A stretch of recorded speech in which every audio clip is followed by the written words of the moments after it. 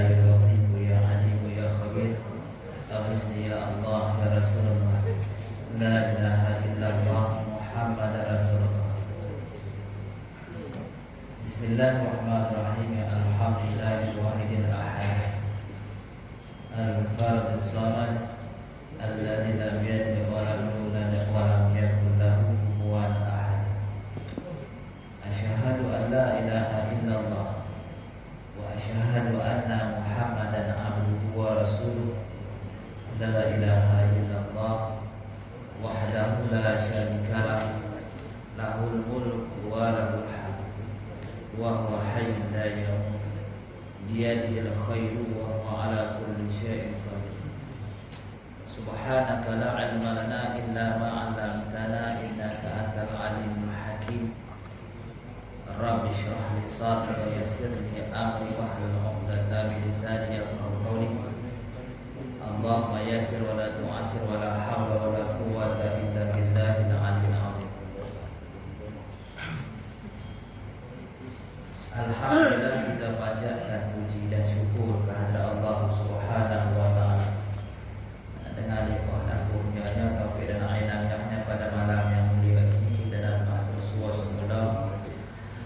Mudah-mudahan pertemuan kita dalam majlis yang sebegini dengan niat yang ikhlas, serta tak lupa niat i'tikaf, dilihat Allah suatu ibadah bagi kita di akhirat kelak insya-Allah. Tuan-tuan hadirin yang dikasihi Allah, kita sambung semula kitab Qaulul Wasiyah fi Al-Sufi muka surat 22. Muka surat 22. Baik, tanbihun.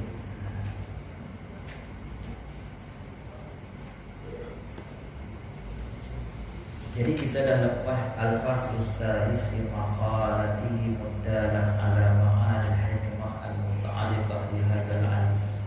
Kita lepas itu soal kedua situ. Kalau ikutlah 22 bulan 22. Salah, belajar sana kan?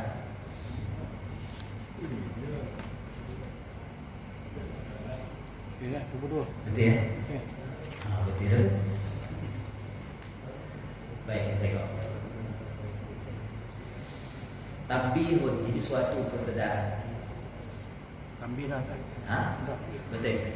10 baris dari bawah. Baca dah. Sebelum kedua. 2, 4, 4, 5, 6, 8, 10. Dah setengah daripada situ. Ya. Tabbihun, nah kita masuk tabbihun suatu kesedaran. Nabbaha nabiyu tabbihun. Fa'ala yufa'ilu taf'ilu kallama yukalimu taklimu. Maknanya hak ni suatu kesedaran, satu kejutan macam tu. Supaya kejut tu bukan kejut macam tu sampai jauh. Macam itulah tabbihun. Dia ada binaan dia. Dan setengah daripadanya perkara-perkara yang diistilahkan oleh ulama tasawuf, lafaz yang menunjuk ia atas hal mereka itu, kelakuan mereka itu. Bermula makna hal ni kalau kita mengkaji secara akli, hal ni diri, hal kelakuan dia macam mana, status dia apa, hal ni. Raqib tu Zaidan raqiban. Raqib tu Zaidan kita ambil menunggang oleh oleh Zaid akan kuda, hal keadaannya tak sabar apakah hal keadaan dia, lemah badan, hal keadaan demam, hal dia menceritakan kelakuan. Kita yang tengok dia, yang lemahnya kita tak nampak pun, macam tu. Yang dia tak boleh jalan tu kita nampak. Yang sakit tu kita tak nampak. Hal keadaan dia sakit tu kita tak nampak. Hal sakit tu kita tak nampak. Yang nampak yang dia tak berjalan. Jadi apa status hal ni? Baina 50-50 di antara ada dan tiada. Dia bagi hal. Jadi yang Yang kita nampak itu dipanggil wujudi, ada. Yang kita tak nampak belum tentu tak ada lagi. Kadang-kadang dia jenis hal, kadang-kadang dia jenis amrun yang ibari, faham pada akal saja. Kita nampak ada luas masjid ni. Kita tak nampak luas masjid ni, kita nampak dinding kat sana, faham luas itu kita panggil amrun yang ibari. Kalau yang ada hanya pada fahaman sahaja. Contoh ada itu amrun i'tibari. Sebab ulama kata amrun i'tibari. Allah itu ada. Kita ada boleh tunjuk faham lah. Yang ada tu hanya dalam faham dan nampak kita. Ada tu cuba cari tu. Dia nak cari. Jadi maknanya sifat wujud yang ada di dalam 20 sifat itu diduduk di dalam perkara amrun i'tibari sama kata ulama. Tak sah kitab tu kecuali dengan ada. Tak boleh nafi ada terlebih kitab. Tapi nak tunjuk ada tak jumpa juga tunjuk kitab lah. Amrun i'tibari. Baik, itu kita tak nak bincang hal segitulah segi usuluddin tu. Baik. Iaitu nama hal itu apa? Bermula makna hal iaitu nama bagi suatu yang datang atas hati salih, yang ada ia di dalam suluknya daripada pihak hak Ta'ala dengan ketiadaan tasannuh dan usaha, iaitu seperti hal rindu kepada Allah dan hal huznun, sedih, haibah, rasa kegurunan dengan kehebatan Allah. Huznun, sedih, dan haibah, perasaan-perasaan yang datang daripada amal baik yang kita buat untuk punya hal yang dirujuk kepada ahli yang salik. Saliknya apa? Yang memenuhi, yang meluruskan perjalanannya menuju ke Allah. Dia meniti di atas syariatul Muhammadiyah zahirnya, batin yang sentiasa dibersih daripadanya lain dari Allah. Itu orang yang salih. Murid pula orang yang menghendaki redha Allah. Yang tu murid. Jadi kita ni bila masuk sekolah murid ni maknanya pelajar lah kan. Jadi murid ni tadi istilah daripada mana datangnya? Tak ada disemak dalam mustalahat apapun di dalam syarak ni. Kalau kita ambil fakulti pengajian Islam, kecuali istilah murid tu hanya ada dalam pengistilahan ahli sufi. Rupa-rupanya Islam datang ke kita ni dengan lengkap fiqhnya, tauhidnya, tasawufnya. Sebab murid tu sendiri istilahannya ada dalam ilmu tasawuf. Murid. Kan murid-murid semua kita sebut kan, murid semua sihat gitu kan. Jadi istilah murid itu datang mana? Daripada mustalahat ahli sufi. Jadi yang hendak kita fahami istilah-istilah ini supaya tidak tergelincir faham tujuan maksud yang diceritakan oleh para ahli tasawuf, sebab kita ikut mustalahat dan kurikulum dia. Baik, bila sebuah hal tu apa? Bukan hal sebarang hal, dia kata suatu yang datang atas hati, urusan hati bagi si sadiq yang ada ia di dalam suluknya. Suluknya apa? Sesuatu sistem yang diperkenalkan oleh guru-guru yang dah sampai ke Allah dengan keadaan tersebut. Maknanya dengan zikrullah yang tertentu, dengan amal-amal yang tertentu. Baik. Jadi kita heran juga tak cukup pada datang sembahyang solat 5 waktu kemudian balik tak cukup ke? Timbul persoalan macam tu kan. Satu hari Muaz bin Jabal dia bertemu dengan Rasulullah. Apa kata Nabi? Faqala lahu sallallahu alaihi wasallam, ahibbuka, aku cinta engkau. Dia kata, Ahibbuka, aku cintai engkau. Faku, katalah olehmu, fi duburi kulli salat, bacalah tiap-tiap selepas solat, Allahumma inni ala zikrika wa syukrika wa ala husni ibadati. Padahal yang itu bukan wajib pun, kalau kita mengaji tak, yang itu bukan wajib. Jadi Nabi sangat suka pada Muaz bin Jabal. Siapa Muaz bin Jabal ni? Dia Ansari, dia bukan Muhajirin, dia Ansar, dia daripada Madinah. Dia menerima Islam waktu umur 18 tahun. Dan dia ni sampai ada Quran, makna pembaca Al-Quran. Dan dia menjadi fuqaha yang alim, ulama yang alim, hasil didikan Nabi. Dan dia jadi mufti, mengajak di Mekah untuk mengajak Quran dan tafaqquh dan mengajak ke fiqh kepada mereka. Dan dia mati di Jordan. Waktu itu peristiwa apa? Wabak macam kita lah, wabak ta'un. Macam ni lah ta'un kan, tak duduk, wabak mati. Tak macam tu. Payah buta adalah satu kes, mati. Tapi bukan kes dia buta, kes dia keluar masuk dalam anak dan polis, balik kena kapal dah mati.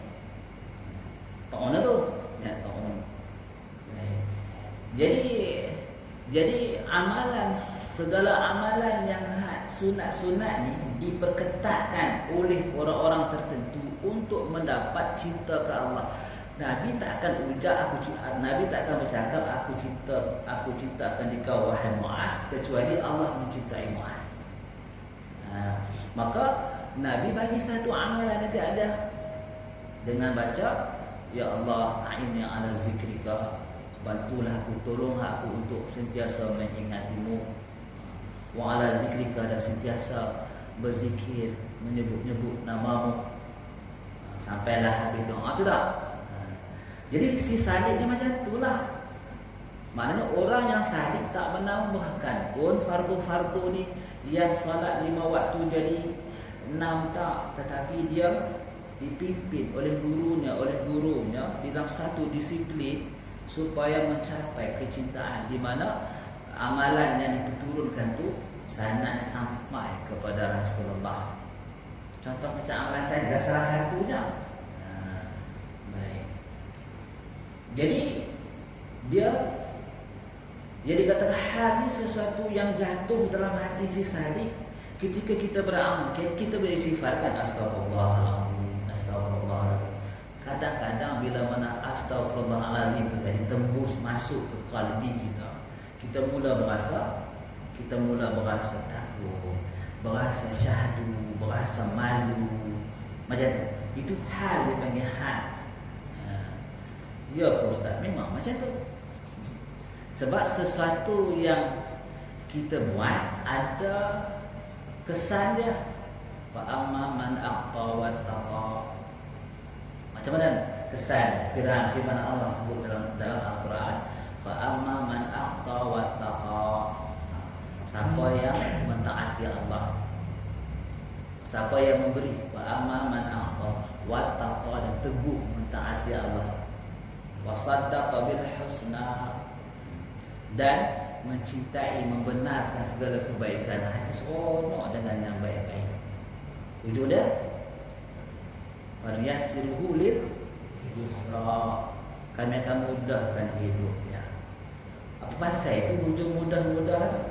Kesan daripada fa amma man a'ta, rajin bersedekah, wattaqa, dan teguh melaksanakan perintah, kuat meninggalkan larangan, wa saddaqa bil husna, dan hati membenarkan segala yang baik-baik. Fasanuyassiruhu lil yusra, kemudian kami akan lontarkan kemudahan kepada dia. Jadi itu apa tu hal tu? Kadang-kadang kemudahan tu jadi tak pun senang pun dia, tapi lapang hati dia. Tak pun dia ni tadi orang yang bermewah-mewah, tapi tak berhutang banyak. Macam tu. Jadi hidup dia terurus cantik macam tu. Tu hal dipanggil, kalau di hati punya hal. Dia tak sebut secara terperinci fizikali ke ataupun barangnya rohani. Tapi bila sebut Al-Quran ni, tentu balik kepada yang lebih besar. Wal akhiratu khairun wa abqa, akhirat lebih baik. Maka hati kita barangkali bertambah-tambah yakin, bertambah-tambah beriman, teguh amal kita, ikhlas kita, mencari pintu mengenal Allah terbuka dengan mudah. Jadi Allah buka pertama-tama sekali yang menentukan kita ni tadi baik atau buruk di sisi Allah, kadar mengenal kita dengan Allah itu bagaimana. Sebab kefarduan yang pertama sekali adalah mengenal Allah tu. Maka dengan kebajikan, dengan pemberian yang ikhlas dan keteguhan takwa tu, hal yang akan datang, iaitu pembukaan perangkai. Sehingga ulama kata alaina bil qiraah, alaika bil qiraah wa 'ala Allahi futuh. Masyaallah, kewajiban kita menuntut ilmu, pihak Allah membuka. Bukan kita ada daya upaya pun, hanya dengan daya dan upaya Allah.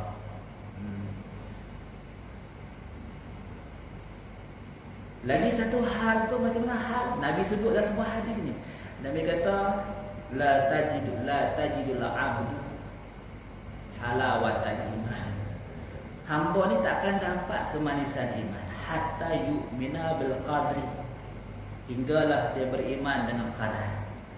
Beriman dengan qadar bi halawatihi wa marrihi, bi khairihi wa syarrihi, wa bi khairi wa syarrihi, dengan yang baik dan yang buruk. Bil halawati wa marrihi, dan yang manis dan yang pahit. Seorang hamba takkan terasa manisnya iman kecuali dia meyakini seluruhnya daripada Allah. Semuanya daripada Allah, sama ada yang mubram atau yang mu'allaq. Sama ada yang mubram atau yang mu'allaq. Yang mubram tu yang sekarang ni lah, yang telah lalu. Sekarang dan yang telah lalu itu dipanggil takdir mubram. Maksudnya apa takdir mubram ni? Takdir yang tak boleh diubah. Semalam kita pergi kedai, nak ubahnya semalam tak mau pergi kedai, nak duduk kat rumah. Silap kena COVID contoh. Lagu itu tak mau pergi kedai hak semalam. Mana boleh? Dah mubram dah hak tu. Betul tak? Itu takdir yang mubram. Hak takdir mu'allaq ni yang tak jadi lagi ni. Ni yang hak nafas masuk keluar tak tahu ni. Yang keluar tak masuk tak tahu ni. Yang tak ada lagi siapa pun tak ada. Takdir mu'allaq. Seluruhnya sama ada yang baik dan buruk, yang had, manis dan yang pahit, semuanya ditetapkan Allah. Suatu hari sahabat Nabi dia bertanya kepada Rasulullah dalam keadaan penuh kerusingan, soalan tak ada jawapan di atas persoalan. Jadi nama dia Imran bin Husain, bukan Husain. Husain tu Husain adalah Imam Husain tu Sayyid Syabab fil Jannah tu, penghulu pemuda di syurga. Siapa yang mati umur 33 ke bawah, semuanya penghulu esok. Hasan dan Husain itulah perempuan-perempuan ni, penghulu dia Sayyidatina Fatimah dalam syurga esok. Kita penghulu kita siapa? Sayyidina Muhammad sallallahu alaihi wasallam. Jadi Imran bin Husain ni dari Sufah. Dia ada sufah ni ada makan. Tak nak makan. Kadang-kadang sampai 3 hari tak nak makan. Sentiasa mereka dengan Rasulullah. Bila mana Rasulullah tak sibuk dengan urusan luar dan tak sibuk dengan hal urusan rumah tangga dia, maka bertemu dengan Rasulullah pagi, petang, siang dan malam.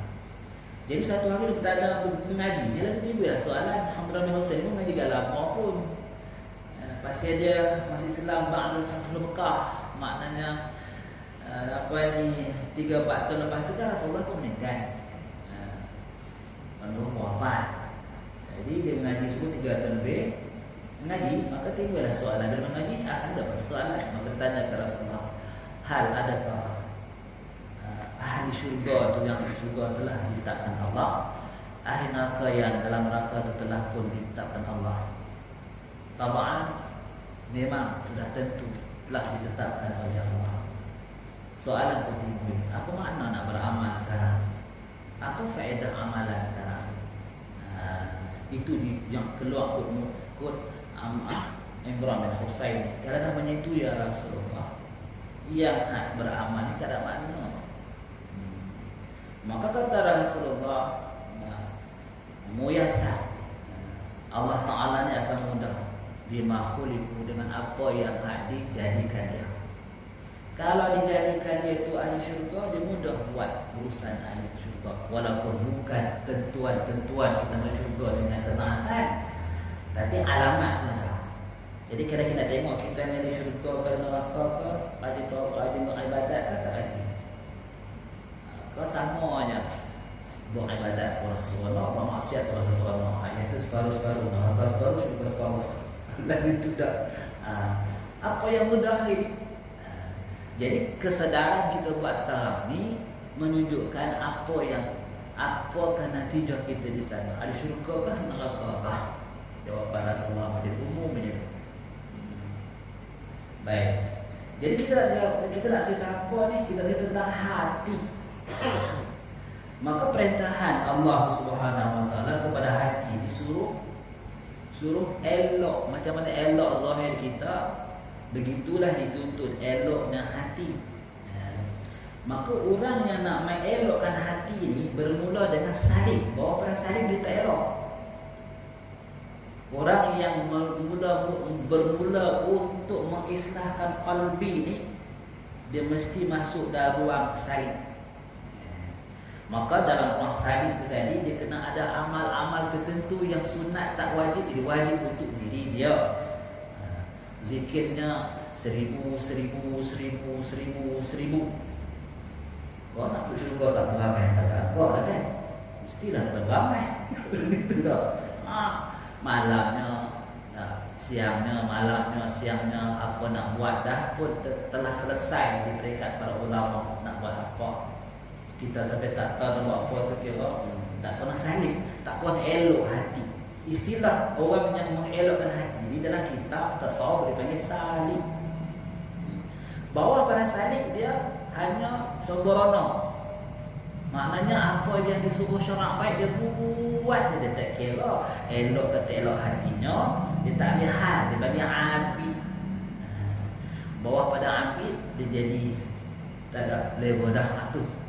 Bawah pada abid tu dia tak ketahuan, dia orang Pulau Pinang pergi tak ketahuan sampai tak tahu buka mana nak tinggal ke dunia ni, nak tinggal tak sedap ke tak sedap, mati tengok tak sedap, tak berasa bimbang apa pun. Dia jadi happy go lucky gitu kan, jadi happy ya dah. Macam tu. Tu dia punya ramai dah. Baik.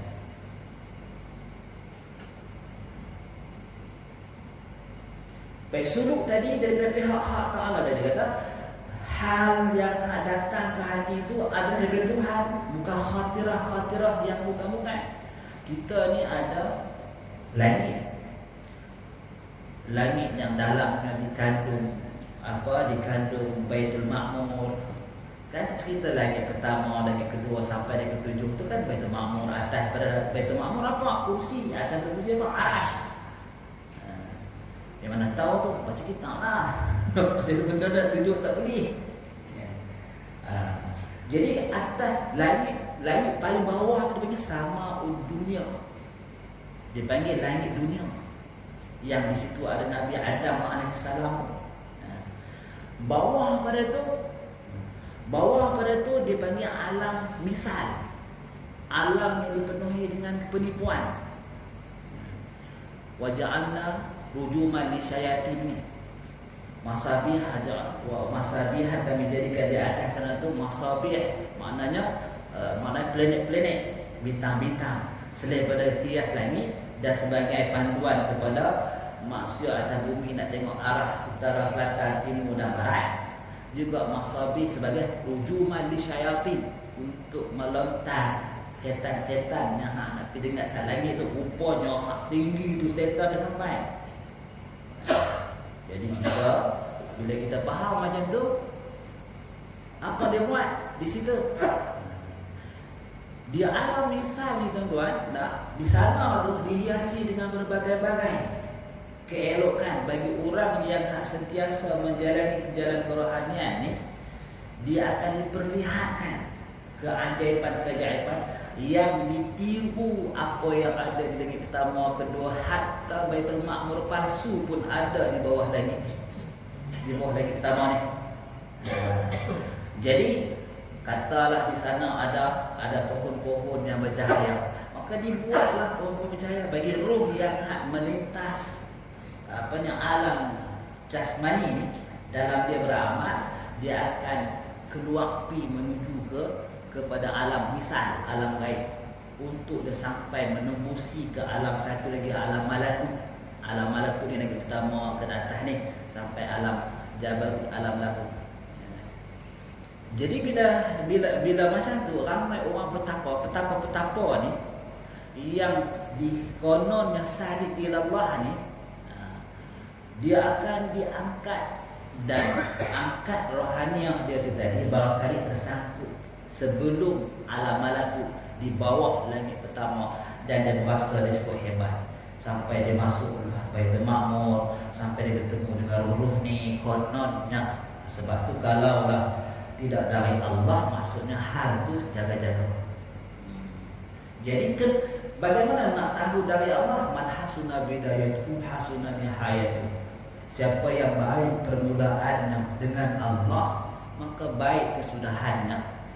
Maka duduk dengan Allah maknanya hati kita ni tadi kosong makhluk, free makhluk. Hati kita ni kosong dari makhluk.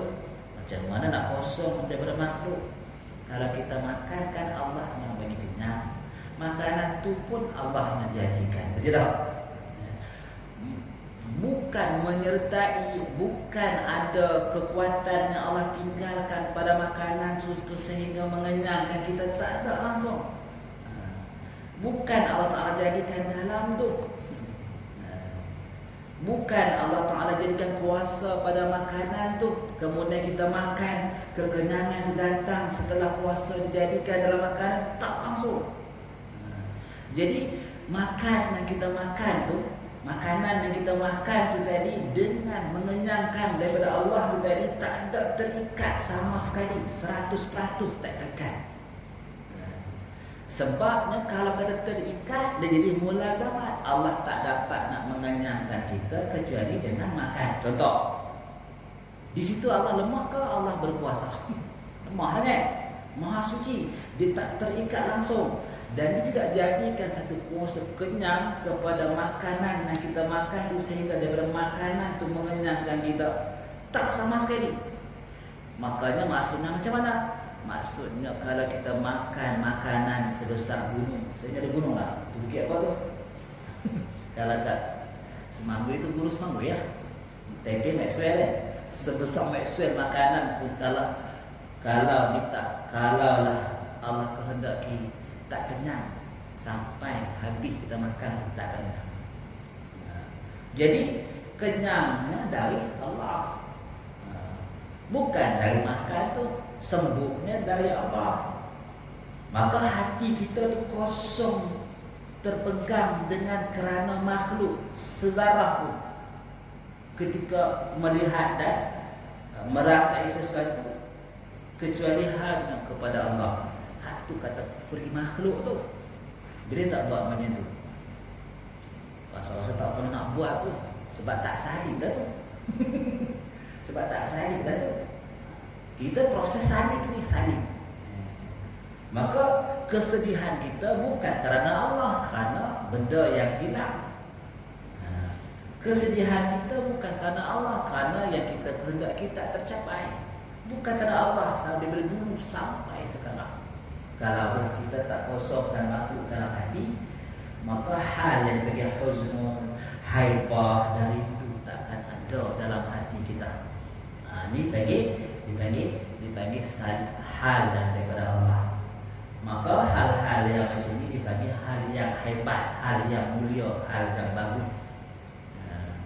Jadi bila kita fahamlah keadaannya, kelakuan-kelakuan yang datang dalam hati yang ada hubungan dengan Allah, kita dipanggil salib. Tapi kalau tak ada hubungan dengan Allah, makhluk sesaja tidak saling. Dah nak macam mana? Kan Allah suruh berzikir banyak kan? Kita sebut la ilaha illallah, la ilaha illallah, la ilaha illallah. Banyak mana tu? Sampai kelalaian hati dan berpegang hati dengan nilai itu tadi tak berlaku lagi dah. Ataupun makin jarang-jarang. Kalau boleh hilangkan terus macam tu. Macam tu banyak mana tak tahu. Tengok lubang tu besar mana, nak ambil tanah polori tak tahu. Pagi dah ayah saya land surveyor dah. Satu Cina nak buat projek apa perumahan. Lombong nak kena ditambun dengan tanah. Dia kira-kira dengan kiraan dia, kalau pakai land surveyor punya kira-kiraan, dia lebih percaya nak dia kira. Last kali dia heran kenapa tak cukup-cukup. Land surveyor dah bagi tahu dah, nak habis Lombong yang seluas ni mau ada 10,000 lori tanah. Dengan kadar kuantiti dan lori yang luas ni, panjang ni, banyak di tanah cukup. Dia kira tak sampai macam tu. Kiraan dia pemerintah bajet tak sampai 10,000, cukup 8,000, masih 2,000. Last kali Lombong tak tertutup, rumah tak boleh buat. Macam tu dah. Macam mana nak ukur tuan? Rupanya nak tahu dalam luas tu kena naik sampan tengah Lombong tu, kena lepas kayu sampai ke dalaman dia. Kemudian tengok paratnya pakai tedelai tu. Dia teropong tu, nak tengok ketinggian dia, kedalaman dia, keluasan dia. Kira pula dengan bukit, berapa bukit nak beli. Kena ukur pula bukit tu, luas ni cukup tak? Tengok dua bukit baru cukup. Pakai kiraan saya.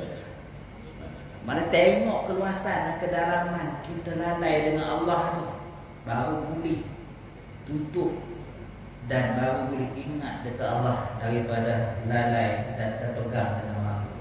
Itu pun bagaimana iman kita dengan Allah, mengenal kita dengan Allah tu bagaimana.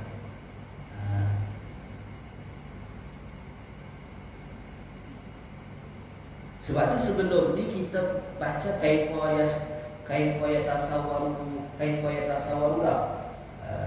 bagaimana terlupa pada akal adanya satu sedangkan Allah lebih ada dahulu dari sesuatu. Semua tu keadaan orang yang mencapai suatu kewujudan mutlak.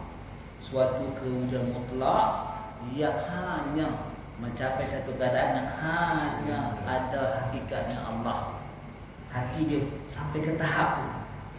Maka dalam hikam ni Ibn Atta'illah menyebut kalam dia, al-kaun kulluhu zulmatun, alam ni hakik, alam ni tak tahu. Kemudian wa innama anahu zuhurul haqqi fihi faman ra'al kauna wa lam yashhadhu fihi aw indahu aw qawlahu aw ba'da faqad a'wazahu wujudul anwari wa hujibat anhu syumusul ma'arifi bisuhbil asari. Katanya Ibn Atta'illah, sebab kita baca kitab ni pun ada relate dengan kitab Ibn Atta'illah tasawuf. Dia kata seluruh selain Allah ni hakikat sebenarnya tak ada. Hanya yang mengadakan dia, hanya kelihatan ada itu sebenarnya zahir wujudnya Allah pada alam ni. Bukan Allah jadi alam. Hanya ini kita kena hakikat iman dah kena jelas dah. Di zauq dia macam tu. Zauq dia macam tu. Jadi apa nak katanya? Alam ni tadi semuanya tak ada. Habis keberadaan alam ni tadi quyumiyah dengan Allah. Apa tu? Quyumiyah tu. Kalau kata ya hayyu ya qayyum, ya hayyu ya qayyum, ya qayyum itu dua makna. Satu makna qiyamuhu bi nafsihi, berdiri Allah Ta'ala dengan dirinya sendiri, tak berkehendak kepada mahal wal mukhassis, tak berkehendak kepada tempat dan yang menjadikan dia diri Allah tu sangat sempurna sehingga ada dia tu kalau ditanya ada dia lagu mana, ada dia tak ada lagu mana, tak ada nyanyi apa, tak ada apa, tak ada apa rasa sebab apa, ada dia sendiri-sendiri dipanggil Qayyum. Kemudian alam ni tadi qayyumiyah dengan Allah, maknanya alam ni tadi tak boleh ada tidak ada dengan Allah atas iktibar apa? Kalau iktibar alam ini dahil, maka Allah itu madlul. Kalau iktibar alam ini palsu, maka Allah itu yang sebenar. Adanya alam ni. Bagi orang yang tersingkap satu martabat, alam ini palsu. Maka kata Abu Hasan Al-Ghazali lah, mana dia katanya? Dia merujuk kepada alam.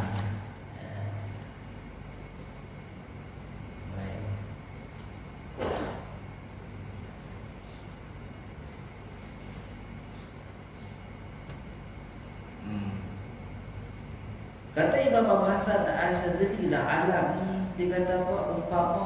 Umpama kabus di waktu pagi.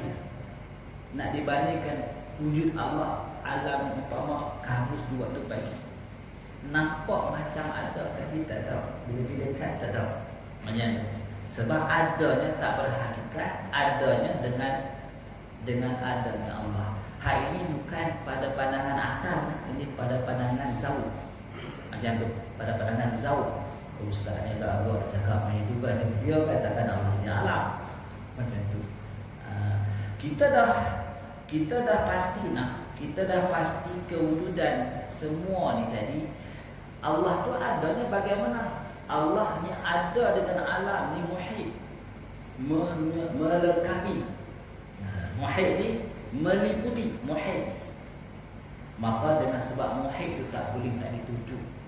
Suatu masa dulu berlaku perdebatan antara orang yang tak percaya wujud Tuhan dengan Imam Abu Hanifah.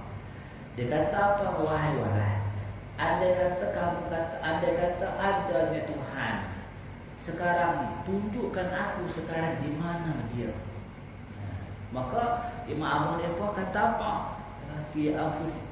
Pada diri kamu, fi nafsika, pada diri kamu ada bukti burhan yang zahir, yang terang.